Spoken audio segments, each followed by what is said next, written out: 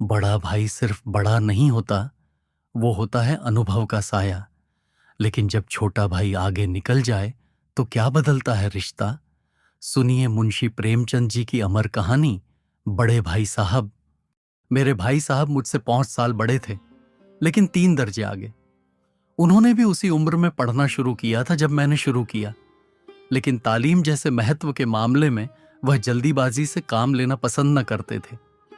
इस भवन की बुनियाद खूब मजबूत डालना चाहते थे, जिस पर आलीशान महल बन सके। 1 साल का काम 2 साल में करते थे, कभी कभी 3 साल भी लग जाते थे। बुनियाद ही पुख्ता न हो तो मकान कैसे पायदार बने। मैं छोटा था, वह बड़े थे। मेरी उम्र 9 साल की, वह 14 साल के थे। उन्हें मेरी तंबीह और निगरानी का पूरा जन्मसिद्ध अधिकार था, और मेरी शालीनता इसी में थी कि उनके हुक्म को कानून समझूं। वह स्वभाव से बड़े अज्ञानशील थे, हरदम किताब खोले बैठे रहते, और शायद दिमाग को आराम देने के लिए कभी कापी पर, कभी किताब के हाशियों पर चिड़ियों, कुत्तों, बल्लियों की तस्वीरें बनाया करते थे। कभी कभी एक ही नाम या शब्द या वाक्य 10-20 बार लिख डालते। कभी एक शेर को बार बार सुंदर अक्षर से नकल करते। कभी ऐसी शब्द रचना करते जिसमें न कोई अर्थ होता, न कोई सामंजस्य। मसलन एक बार उनकी कॉपी पर मैंने ये इबारत देखी स्पेशल, अमीना, भाइयों भाइयों, दरअसल भाई भाई, राधेश्याम, श्रीयुत राधेश्याम। 1 घंटे तक इसके बाद एक आदमी का चेहरा बना हुआ था। मैंने चेष्टा की कि इस पहेली का कोई अर्थ निकालूं, लेकिन असफल रहा और उसने पूछने का साहस न हुआ। वह 9वीं जमात में थे, मैं 5वीं में। उनकी रचनाओं को समझना मेरे लिए छोटा मुंह बड़ी बात थी। मेरा जी पढ़ने में बिल्कुल न लगता था। 1 घंटा भी किताब लेकर बैठना पहाड़ था। मौका पाते ही हॉस्टल से निकलकर मैदान में आ जाता और कभी कंकरियां उछालता, कभी कागज की तितलियां उड़ाता, और कहीं कोई साथी मिल गया तो पूछना ही क्या। कभी 4 दीवारी पर चढ़कर नीचे कूद रहे हैं, कभी फाटक पर वार, उसे आगे पीछे चलाते हुए मोटर कार का आनंद उठा रहे हैं। लेकिन कमरे में आते ही भाई साहब का रौद्र रूप देखकर प्राण सूख जाते। उनका पहला सवाल होता, कहां थे। हमेशा यही सवाल इसी घुड़नी में पूछा जाता था, और इसका जवाब मेरे पास केवल मौन था। न जाने मुंह से यह बात क्यों न निकलती कि जरा बाहर खेल रहा था। मेरा मौन कह देता था कि मुझे अपना अपराध स्वीकार है, और भाई साहब के लिए इसके सिवा और कोई इलाज न था कि रोष से मिले हुए शब्दों में मेरा सत्कार करें। इस तरह अंग्रेजी पढ़ोगे तो जिंदगी भर पढ़ते रहोगे और एक हर्फ ना आएगा। अंग्रेजी पढ़ना कोई हंसी खेल नहीं है कि जो चाहे पढ़ ले। नहीं, ऐरा गैरा नत्थु खैरा सभी अंग्रेजी के विद्वान हो जाते। यहां रात दिन आंखें फोड़नी पड़ती है और खून जलाना पड़ता है जब कहीं ये विधा आती है। और आती क्या है, हाँ, कहने को आ जाती है। बड़े बड़े विद्वान भी शुद्ध अंग्रेजी नहीं लिख सकते, बोलना तो दूर रहा। और मैं कहता हूं, तुम कितने घोंघा हो कि मुझे देखकर भी सबक नहीं लेते। मैं कितनी मेहनत करता हूं, तुम अपनी आंखों देखते हो। अगर नहीं देखते, जो ये तुम्हारी आंखों का कसूर है, तुम्हारी बुद्धि का कसूर है। इतने मेले तमाशे होते हैं, मुझे तुमने कभी देखने जाते देखा है। रोज ही क्रिकेट और हॉकी मैच होते हैं, मैं पास नहीं फटकता। हमेशा पढ़ता रहा हूं, उस पर भी 1-1 दर्जे में 2-2, 3-3 साल पढ़ा रहता हूं।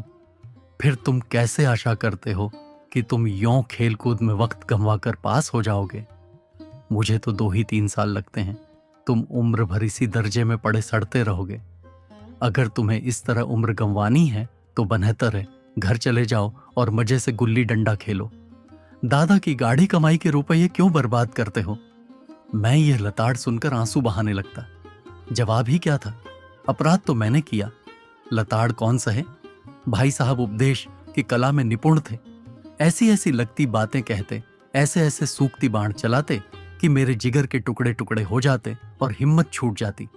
इस तरह जान तोड़कर मेहनत करने की शक्ति मैं अपने में न पाता था, और उस निराशा में जरा देर के लिए मैं सोचने लगता क्यों न घर चला जाऊं। जो काम मेरे बूते के बाहर है, उसमें हाथ डालकर क्यों अपनी जिंदगी खराब करूं। मुझे अपना मूर्ख रहना मंजूर था, लेकिन उतनी मेहनत से मुझे तो चक्कर आ जाता था। लेकिन घंटे 2 घंटे बाद निराशा के बादल फट जाते और मैं इरादा करता कि आगे से खूब जी लगाकर पढ़ूंगा। चटपट एक टाइम टेबल बना डालता, बिना पहले से नक्शा बनाए, बिना कोई स्किम तैयार किए काम कैसे शुरू करूं? टाइम टेबल में खेलकूद की मत बिल्कुल उड़ जाती। प्रातःपूर्व काल उठना, 6 बजे मुंह हाथ धो नाश्ता कर पढ़ने बैठ जाना, 6 से 8 तक अंग्रेजी, 8 से 9 तक हिसाब, 9 से 9:30 तक इतिहास, फिर भोजन और स्कूल।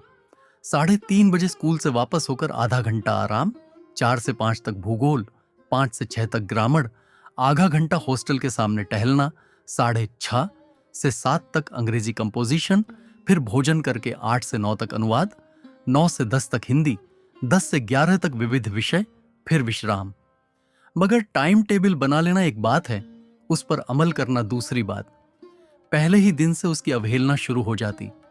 मैदान की वह सुखद हरियाली, हवा के वह हल्के हल्के झोंके, फुटबॉल की उछल कूद, कबड्डी के वह दांव घात, वॉलीबॉल की वह तेजी और फुर्ती मुझे अज्ञात और अनिर्वाय रूप से खींच ले जाती, और वहां जाते ही मैं सब कुछ भूल जाता। वह जानलेवा टाइम टेबल, वह आंख फोड़ पुस्तकें किसी की याद न रहती, और फिर भाई साहब को नसीहत और फजीहत का अवसर मिल जाता। मैं उनके साए से भागता, उनकी आंखों से दूर रहने की चेष्टा करता। कमरे में इस तरह दबे पांव आता कि उन्हें खबर न हो। उनकी नजर मेरी ओर उठी और मेरे प्राण निकले। हमेशा सिर पर नंगी तलवार सी लटकती मालूम होती। फिर भी जैसे मौत और विपत्ति के बीच में भी आदमी मोह और माया के बंधन में जकड़ा रहता है। मैं फटकार और घुड़कियां खाकर भी खेल कूद का तिरस्कार न कर सकता। सालाना इम्तिहान हुआ। भाई साहब फेल हो गए, मैं पास हो गया और दर्जे में प्रथम आया। मेरे और उनके बीच केवल 2 साल का अंतर रह गया। जी में आया, भाई साहब को आड़े हाथों लूं, आपकी वह घोर तपस्या कहां गई? मुझे देखिए, मजे से खेलता भी रहा और दर्जे में अव्वल भी हूं। लेकिन वह इतने दुखी और उदास थे कि मुझे उनसे दिल्ली हमदर्दी हुई और उनके घाव पर नमक छिड़कने का विचार ही लज्जास्पद जान पड़ा। हां, अब मुझे अपने ऊपर कुछ अभिमान हुआ और आत्माभिमान भी बढ़ा। भाई साहब का वह रोब मुझ पर न रहा। आजादी से खेल कूद में शरीक होने लगा। दिल मजबूत था। अगर उन्होंने फिर मेरी फजीहत की तो साफ कह दूंगा, आपने अपना खून जलाकर कौन सा तीर मार लिया? मैं तो खेलते कूदते दर्जे में अव्वल आ गया। जवाब से यह हेकड़ी जताने का साहस न होने पर भी मेरे रंग ढंग से साफ जाहिर होता था कि भाई साहब का वह आतंक अब मुझ पर नहीं है। भाई साहब ने इसे भांप लिया। उनकी ससाहसत बुद्धि बड़ी तीव्र थी, और एक दिन जब मैं भोर का सारा समय गुल्ली डंडे की भेंट करके ठीक भोजन के समय लौटा, तो भाई साहब ने मानो तलवार खींच ली और मुझ पर टूट पड़े देखता हूं। इस साल पास हो गए और दर्जे में अव्वल आ गए, तो तुम्हें दिमाग हो गया है। मगर भाईजान, घमंड तो बड़े बड़े का नहीं रहा। तुम्हारी क्या हस्ती है? इतिहास में रावण का हाल तो पढ़ा ही होगा। उसके चरित्र से तुमने कौन सा उपदेश लिया, या यूं ही पढ़ गए? महज इम्तिहान पास कर लेना कोई चीज नहीं। असल चीज है बुद्धि का विकास। जो कुछ पढ़ो उसका अभिप्राय समझो। रावण भूमंडल का स्वामी था। ऐसे राजों को चक्रवर्ती कहते हैं। आजकल अंग्रेजों के राज्य का विस्तार बहुत बढ़ा हुआ है, पर इन्हें चक्रवर्ती नहीं कह सकते। संसार में अनेकों राष्ट्र अंग्रेजों का आधिपत्य स्वीकार नहीं करते, बिल्कुल स्वाधीन है। रावण चक्रवर्ती राजा था। संसार के सभी महीप उसे कर देते थे। बड़े बड़े देवता उसकी गुलामी करते थे। आग और पानी के देवता भी उसके दास थे। मगर उसका अंत क्या हुआ? घमंड ने उसका नाम निशान तक मिटा दिया। कोई उसे एक चिल्लू पानी देने वाला भी न बचा। आदमी जो कुकर्म चाहे करे, पर अभिमान न करे, इतराए नहीं। अभिमान किया और दीन दुनिया से गया। शैतान का हाल भी पड़ा ही होगा। उसे यह अनुमान हुआ था कि ईश्वर का उससे बढ़कर सच्चा भक्त कोई है ही नहीं। अंत में यह हुआ कि स्वर्ग से नरक में ढकेल दिया गया। शाहे रूम ने भी एक बार अहंकार किया था। भीख मांग मांग कर मर गया। तुमने तो अभी केवल 1 दर्जा पास किया है और अभी से तुम्हारा सिर फिर गया। तब तो तुम आगे बढ़ चुके। यह समझ लो कि तुम अपनी मेहनत से नहीं पास हुए। अंधे के हाथ बटेर लग गई। मगर बटेर केवल एक बार हाथ लग सकती है, बार बार नहीं। कभी कभी गुल्ली डंडे में भी अंधा चोट निशाना पड़ जाता है। उससे कोई सफल खिलाड़ी नहीं हो जाता। सफल खिलाड़ी वह है जिसका कोई निशान खाली न जाए। मेरे फेल होने पर न जाओ।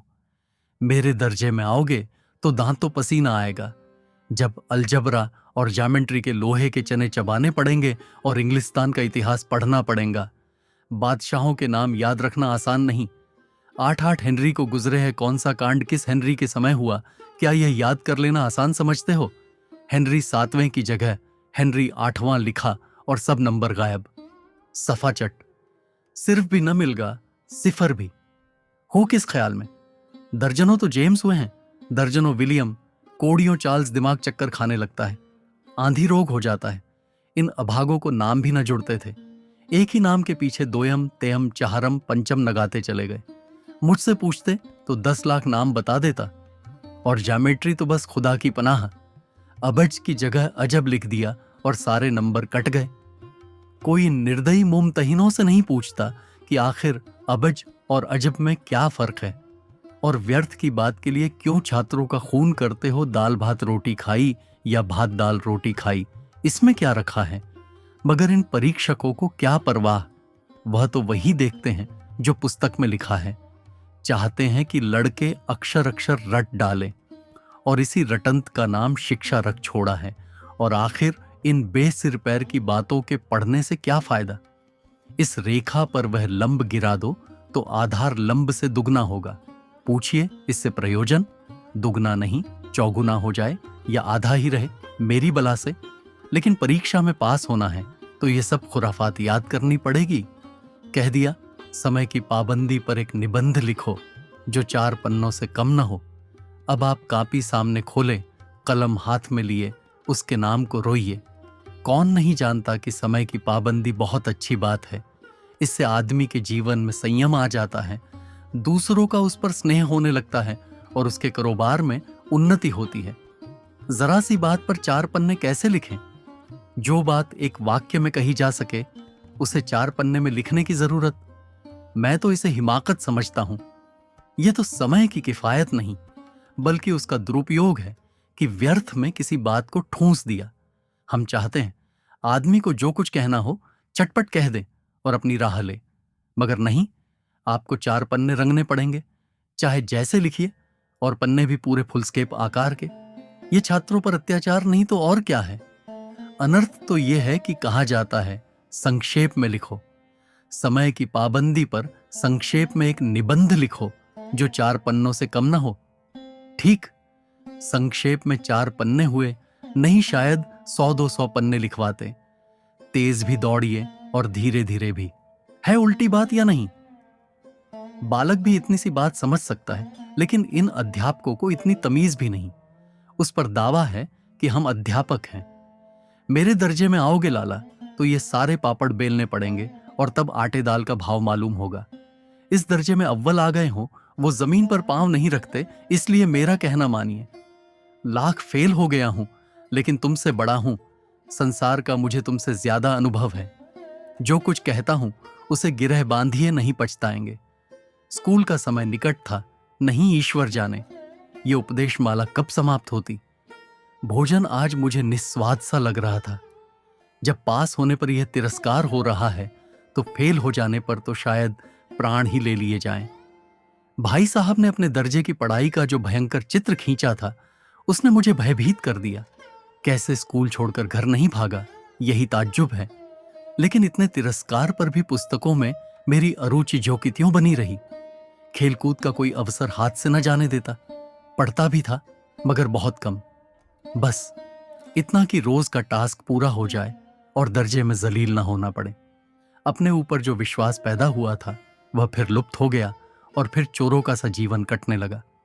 फिर सालाना इम्तिहान हुआ और कुछ ऐसा संयोग हुआ कि मैं ईफर पास हुआ और भाई साहब फिर फेल हो गए। मैंने बहुत मेहनत न की पर न जाने कैसे दर्जे में अव्वल आ गया। मुझे खुद अचरज हुआ। भाई साहब ने प्राणांतक परिश्रम किया था, कोर्स का एक एक शब्द चाट गए थे। 10 बजे रात तक इधर, 4 बजे भोर से उभर, 6 से 9:30 तक स्कूल जाने के पहले। मुद्रा कांतिहीन हो गई थी मगर बेचारे फेल हो गए। मुझे उन पर दया आती थी। नतीजा सुनाया गया तो वह रो पड़े और मैं भी रोने लगा। अपने पास होने वाली खुशी आधी हो गई। मैं भी फेल हो गया होता तो भाई साहब को इतना दुख न होता। लेकिन विधि की बात कौन टाले। मेरे और भाई साहब के बीच में अब केवल एक दर्जे का अंतर और रह गया। मेरे मन में एक कुटिल भावना उदय हुई कि कहीं भाई साहब एक साल और फेल हो जाएं तो मैं उनके बराबर हो जाऊं। इफर वह किस आधार पर मेरी फजीहत कर सकेंगे, लेकिन मैंने इस कमीने विचार को दिल से बलपूर्वक निकाल डाला। आखिर वह मुझे मेरे हित के विचार से ही तो डांटते हैं।